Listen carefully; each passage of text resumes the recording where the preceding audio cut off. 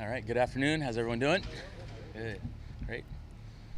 Just gotta start out. Pretty challenging defense, obviously, second week in a row. What do you see? Yeah, week in, week out in the league with great defenses everywhere. You know, this is a defense that, with the starts really with the two inside linebackers. Playing at such a high level, an elite level, directing the defense, and they got a great defensive front where they mix and match a lot of different people in, and they're leading the league in sacks, and they've got just a good, well balanced, amount of guys that have 3-4 sacks, and so they've done a good job of just down in, down out, getting guys free. Starting with that rush plan, but playing great as a front seven, and then the back end's tied into the rush plan really well. So it's a great challenge for us. We're ready for it and see where it goes. The run-pass ratio on Sunday, was that just sort of a matter of the way the game went, or what did you want to try to even that out a little bit more, and it just was kind of hard to do? In terms of being balanced to us for that game especially, it really comes back to, the issue on third down that after the first couple where we were successful, then we had some 3-and-outs mixed in there. So then the run-pass balance will get a little off with a 2-minute drive at the end of the half and a 2-minute drive to close out the game. So it's always going to be our goal to be efficient in those situational calls and those situational football, especially on third down, which will lead us to having that better balance, get a chance to have more carries in the run game, get a chance to get some more mixing and matching on those first and second down plays, which we got a little bit away from after that first quarter in that game. What has been better about third down since the bye week? Yeah, I think really it's like everything. All 11 guys doing an excellent job of execution in certain areas. Certainly the first third down of the game this past week, where Tyler runs a great route. Gino's on time in the line blocking. So I think every week, just keep reemphasizing third down, keep playing in a great rhythm, trying to stay out of as many third and long yardage situations as we can, which we knew Cleveland had done a great job of getting teams into those third and long, second and longs throughout the first group of games of the season. So every week, that's going to be a point of emphasis, and trying to balance that and being aggressive as well on first and second down is something we're always mindful of. Third down, the touchdown, just how you drew it up. Exactly. You know what? I can't wait. One day in the way distant future there, when Tyler hangs them up, I hope they have either a bunch of footprints in that left corner of Lumen Field to represent all the amazing plays that he's made in that same spot over and over again. So Gino made a great job. Did a great job stepping through, and then Tyler always open.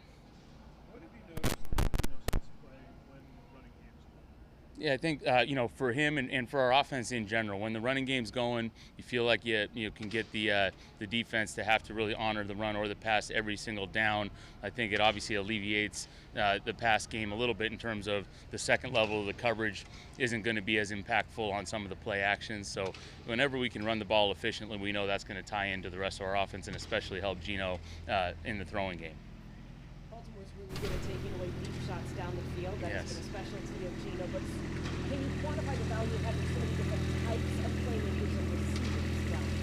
Yeah, I think, whether it's our group of receivers or our tight ends or running backs, we feel like we do have a good balance of players that can all come alive down the field with different opportunities. So, like you said, Baltimore does a great job of really preventing the deep shots. Their safeties do a great job. I know Gino Stone with the 5 interceptions there, and, down in, down out, those DBs are doing a great job with ball disruption way down the field. So they make it hard on you, especially with the rush plan, like we mentioned before, but feel confident in our receivers' ability, and when the time allows or, when the look allows, trust in Gino to put the ball down the field and give us some opportunities for those explosive plays. You obviously go way back. Mm-hmm. What's the way he teaches that position? He actually has a teaching degree, and that might be his career, but what?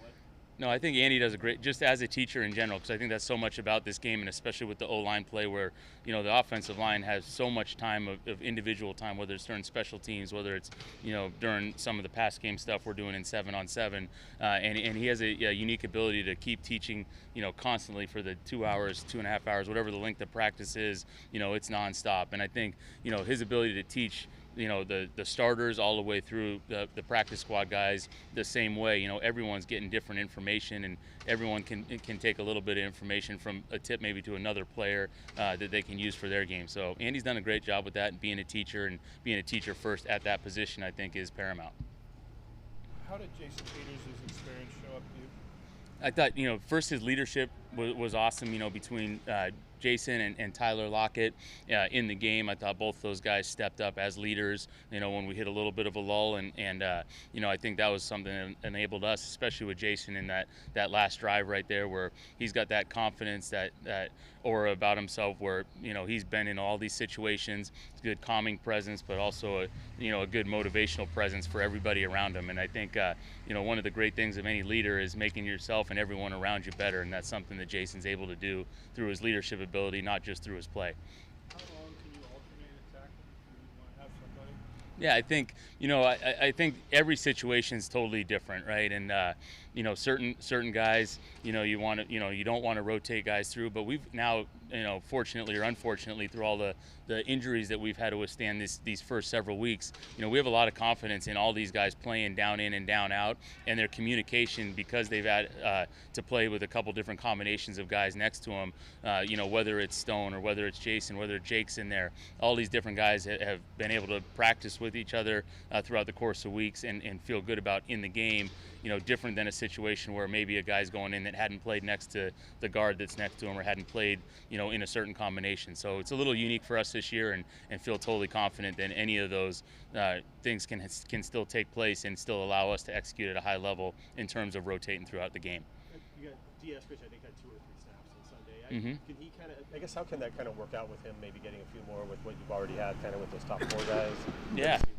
I think, Dee's done a great job of being back in the mix now and flying around out here today, especially had a great day of practice today. And I think the more he keeps stacking up practice reps when he's around us, the more he'll be able to be impactful with more reps in the course of the games. And, starting point obviously is on special teams, and then some of those reps bleed into the offense. And as different guys have been playing at a high level already, so still have to have that combination of getting him back into the flow, but also keeping the guys going that have been playing at a high level as well.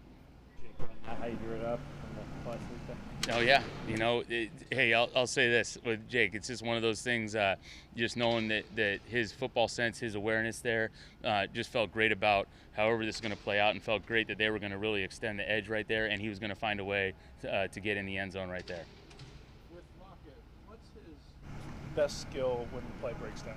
He has to extend. Yeah, I think he has a great spatial awareness and sense and urgency to get to the right spot, in the flow of the quarterback scramble. And once he's set his angle or set his decision into motion right there, his ball tracking skills really take over, and he has that sense, can kind of figure out ways to get open, and then from there figure out ways to track the angle of the football into a pocket of the defense that's a void that maybe not everybody's seeing that the same way.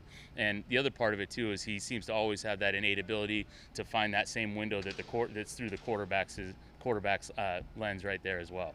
He was telling us that you try to corral him, at least give him assigned escape routes, so to speak. Yeah. Is that an area thing? I know you're going to give away secrets, but is that I think play go this way? Yeah, I think all the good receivers have that understanding of, if the play goes out of rhythm, goes off schedule here, what are the routes around me, and then what is my scramble plan based on what the play is around me. And I think he does it as good as anybody in the world of understanding that and then being able to bring it to life.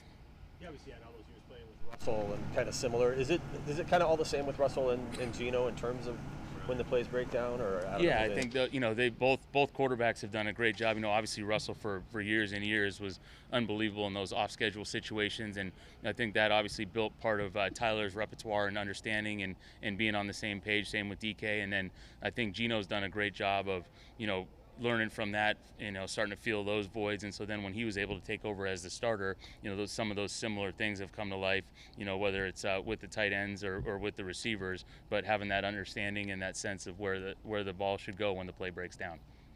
What's caused the higher success rate of the screen game since the bye? Yeah, I think practice. It's something that we have, tried to get better at, try to add to it as an area of our offense. Hasn't always come to life the way we've hoped, but players bring the plays to life, and Jackson did a great job this past week. Gaining I think he gained 19 on a perimeter screen there, and so each week something that we'll keep looking at and keep practicing, trying to get better and better at. What does Jackson do skill set specifically? How does that help? Yeah, I think his ability to catch the ball, staying grounded, and instantly transition, and then once he gets into traffic, he has a good feel of where to weave, how to set blocks. So just like he does as a route runner there, I think that ability to play grounded and play with that lateral quickness allows him to also excel in the screen game. What have you thought of the way Gino's played this far? I think he's done a great job so far. I think there's obviously the big thing with him, the thing we work at every week with all of our players is trying to limit the turnovers, because we know some of those things make the games either closer than they need to be, or keep the other team in the game longer than they should be. And if we can do a good job of taking care of the ball, I think that's the next step that we need to take as an offense. Gino, but also anyone that's part of possessing the ball, whether it's the running backs, receivers, tight ends, everyone having that conscience every day of taking care of the ball. And our defense is playing at a high level, our special teams are playing at a high level, so as we keep to progress on offense, to look for that consistency, taking care of the ball first and foremost, and then going from there. As someone who had the game plan against him, what is Leonard doing this weekend? Oh man, he has a lot of great traits. I'm glad would have been nice if we had him before we had to play against him in New York this year. But no, his ability to transition from speed to power, as an inside player, but also work edges. He has a lot of complementary moves, works well, and I can't wait to see the. I don't get watch a lot of those guys on game day, as we're usually talking offense on the sideline there, but. Can't wait to come in on the Monday there and see the highlights of those guys all working together and how he mixes in with a bunch of other great defensive linemen that we have. All right, thank you. All right, thank you.